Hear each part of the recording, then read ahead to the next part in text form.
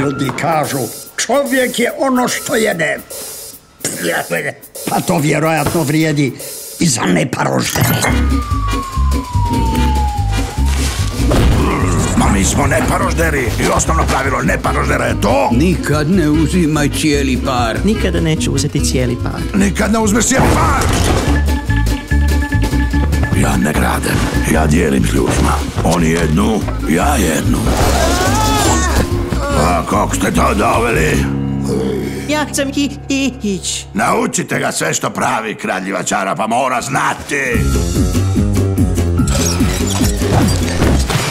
Ne štedite ga!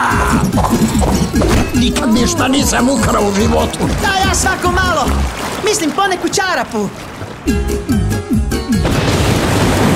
Čakija Dralon je šef bande. Zovu se Kojoti i zbilja su strašni i opasni. Eto vam, Kojoti. Vaši su cijeli parovi. Si vidio? Čuo si? Cijeli parovi. Imaju i curu.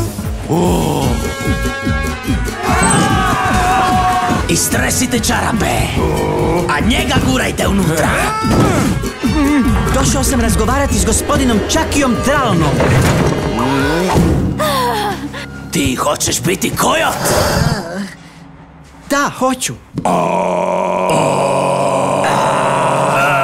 Ljudi mi ste nama dragi, u nama je sličan kvar. I mi tuđe znamo, ne pa nama vama par. Da, mi smo par, da, to je par. Kao čovjek ima par, i tuđe ima par. A niko ne zna kako izgledaju, nigdje su im skrovišta. Ali ipak vjerujem da će sigurno doći dan kad ću vam neparoždere i pokazati.